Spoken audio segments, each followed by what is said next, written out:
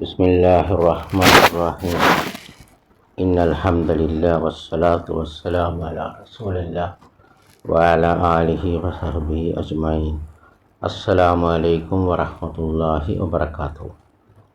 നമ്മൾ വായിച്ചുകൊണ്ടിരിക്കുന്നത് ഷെയ്ഖുൽ ഇസ്ലാം Muhammad bin Abdul Wahab റഹിമഹുള്ളയുടെ 3 അടിസ്ഥാന തത്വങ്ങളാണ്. അൽ ഉസൂലു അസ്സലാസ. ഇത് ഖബറിൽ ചോദിക്കുന്ന 3 ചോദ്യങ്ങളെ അടിസ്ഥാനമാക്കിയാണ്. മൻ റബ്ബുക്ക, നിൻ്റെ റബ്ബ് ആരാണെന്ന് ചോദിക്കുമ്പോൾ നമുക്ക് അള്ളാഹു എന്ന് പറയാൻ കഴിയണം. അതിൻ്റെ വിജ്ഞാനം നമ്മൾ പഠിച്ചു കഴിഞ്ഞു. ഇപ്പം നമ്മൾ രണ്ടാമത് ചോദ്യമായ മാ ദീനുക്ക, നിൻ്റെ ദീൻ എന്താണ്,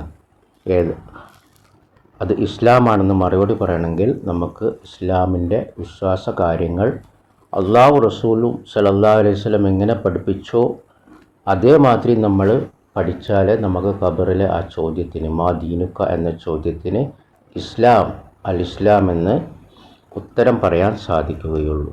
ഇന്ന് നമുക്കറിയാം നമ്മുടെ ഇടയിൽ വിവിധ കക്ഷികളുണ്ട്. പ്രധാനപ്പെട്ട നിരവധി അണികളുള്ള കക്ഷികളുണ്ട്.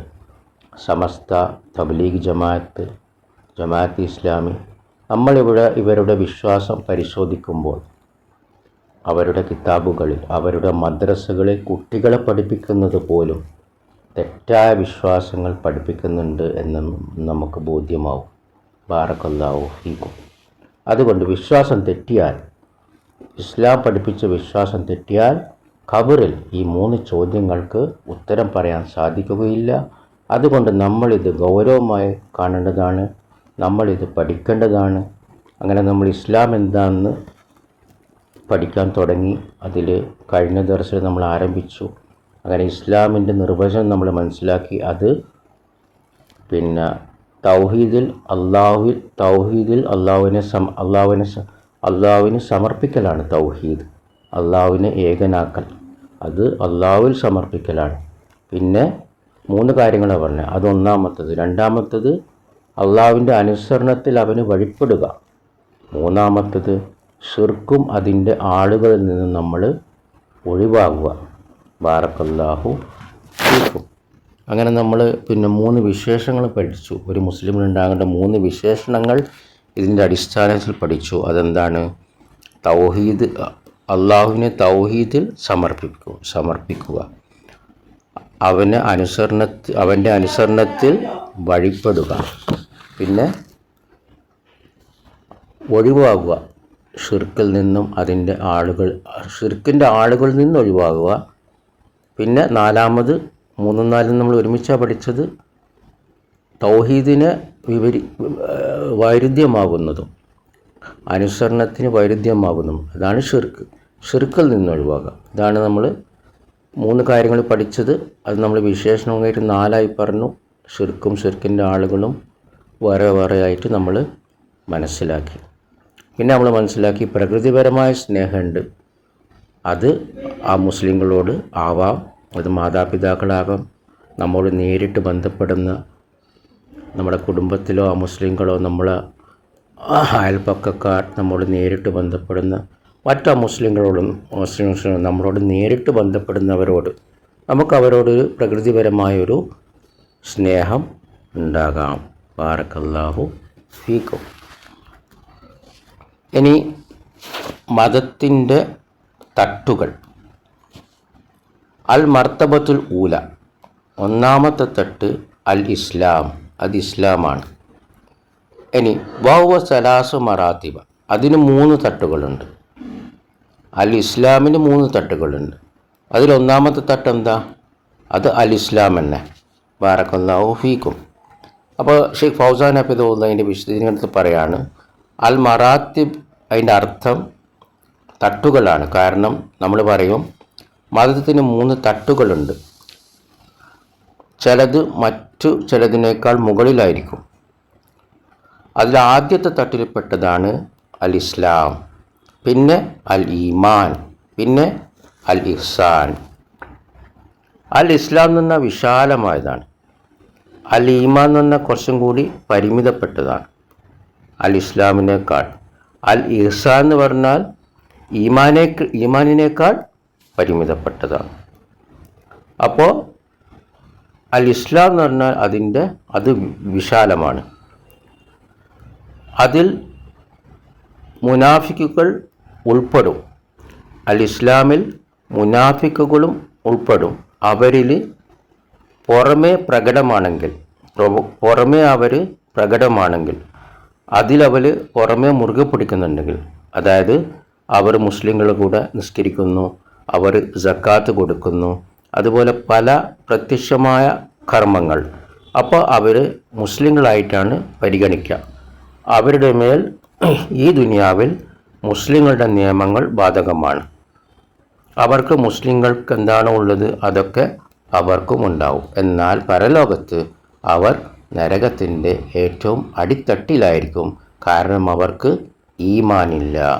പുറമേ അവർ ഇസ്ലാം പ്രകടിപ്പിക്കുന്നേ ഉള്ളൂ. അപ്പോൾ ഇസ്ലാമിൽ എന്താണ്? മുനാഫിക്കുകളും പെടും. കാരണം അവരും മുസ്ലിങ്ങളാണ്. ഇനി വൽ ഈമാൻ വൽ ഇഹ്സാൻ, അൽ ഈമാനും അൽ ഇഹ്സാനും. അപ്പോൾ ഷെയ്ഖുൽ ഇസ്ലാം മുഹമ്മദ് ബിൻ അബ്ദുൽ വഹാബ് അൽ ഈമാൻ എന്ന് പറയുമ്പോൾ അത് രണ്ടാമത്തെ തട്ടാണ്. അതിൽ വിശ്വാസികൾ പല ഇനങ്ങളിലായിരിക്കും. വിശ്വാസികൾ അള്ളാഹുവിനോട് അടുത്തവരുണ്ടാവും. വിശ്വാസികളിൽ അവർ സൽക്കർമ്മങ്ങൾ ചെയ്യുന്നവരുണ്ടാവും. ഇതിൽ അള്ളാഹുവിനോട് ഏറ്റവും അടുത്തവരാണ് ഏറ്റവും ഉയർന്ന തട്ടിലുള്ള ഈമാനുള്ളവർ. സൽക്കർമ്മങ്ങൾ ചെയ്യുന്നവർ അതിൻ്റെ താഴെയാണ്. അതിൽപ്പെട്ടതാണ് അവൻ സ്വന്തത്തോട് തന്നെ അക്രമം ചെയ്തിട്ടുണ്ടാവും. അഥവാ അവൻ വൻ പാപങ്ങൾ, ഷിർക്കിൻ്റെ താഴെയുള്ള വൻ പാപങ്ങൾ ചെയ്തിട്ടുണ്ടാവും. അപ്പോൾ അവന് വിശ്വാസിയാണ്, അവൻ മുഅ്മിനാണ്, ഈമാനുണ്ട്. പക്ഷെ അവൻ തിന്മ ചെയ്യുന്ന ഒരാളാണ്. അല്ലെങ്കിൽ ഒരു വിശ്വാസിയാണ്, അവൻ്റെ വിശ്വാസത്തിൽ ന്യൂനത സംഭവിച്ചിട്ടുണ്ട്.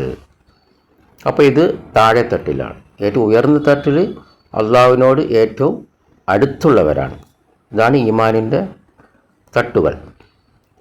അള്ളാഹു പറഞ്ഞു, ثم أورثنا الكتاب الذين اصطفينا من عبادنا فمنهم ظالم لنفسه ومنهم مقتصد ومنهم سابق بالخيرات بإذن الله ذلك هو الفضل الكبير.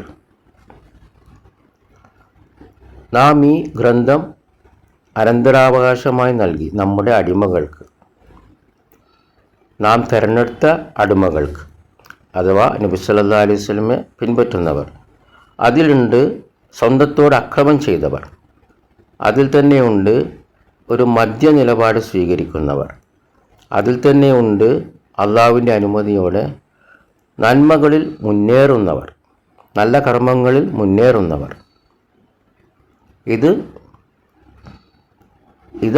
ഇത് ഏറ്റവും വലിയൊരു അനുഗ്രഹമാണ്. ഇത് സൂറത്തുൽ ഫാത്തിറിലെ 35-ാം അധ്യായം 32-ാം വചനം. ഇനി അൽ ഇഹ്സാൻ, മൂന്നാമത്തെ മതത്തിൻ്റെ തട്ടെന്താ? അൽ ഇഹ്സാൻ. ഇത് മൂന്നാമത്തെ തട്ടാണ്, അൽ ഇഹ്സാൻ.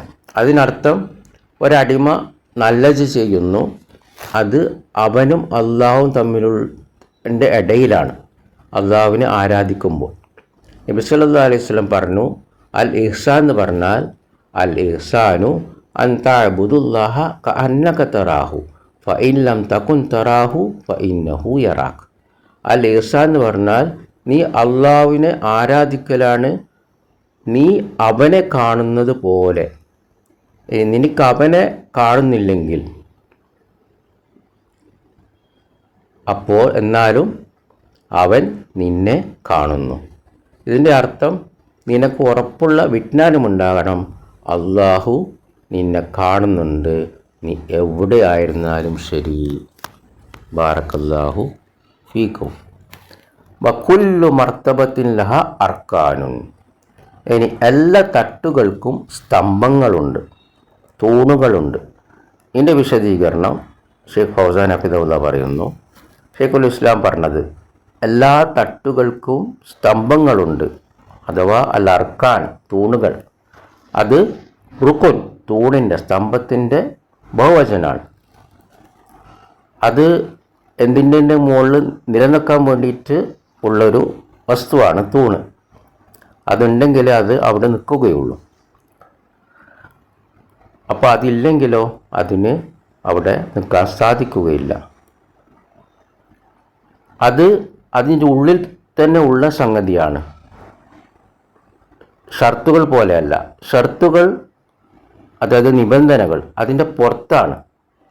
അപ്പോൾ തൂണുകൾ ഉള്ളിൽ തന്നെ ഉള്ളതാണ്, നിബന്ധനകൾ അതിൻ്റെ പുറത്താണ്. ഉദാഹരണമായി നിസ്കാരത്തിൻ്റെ സ്തംഭങ്ങൾ അഥവാ തൂണുകൾ, അത് പിന്നെ എന്താണ്, നിസ്കാരത്തിൻ്റെ സ്തംഭങ്ങൾ അത് അതിൻ്റെ ഉള്ളിൽ തന്നെയാണുള്ളത്. ഏതൊക്കെ അതിൻ്റെ ഉദാഹരണം? നമ്മൾ തക്ബീർ ചൊല്ലൽ, ഫാത്തിഹ ചൊല്ലൽ. അതേസമയത്ത് അതിൻ്റെ ഷർത്തുകളോ അതിൻ്റെ പുറത്താണ്. ബാറക്കല്ലാഹു ഫീക്കും. അപ്പോൾ ഏതെങ്കിലും ഒരു തൂണ് നമ്മൾ ഒഴിവാക്കിയാൽ, സ്തംഭം റുക്കുന് നമ്മൾ ഒഴിവാക്കിയാൽ നിസ്കാരം ശരിയല്ല. ഏതുപോലെ ഏതെങ്കിലും ഒരു കെട്ടിടത്തിന് അതിൻ്റെ തൂണില്ലെങ്കിൽ അതിനവിടെ നിൽക്കാൻ സാധ്യതമല്ല.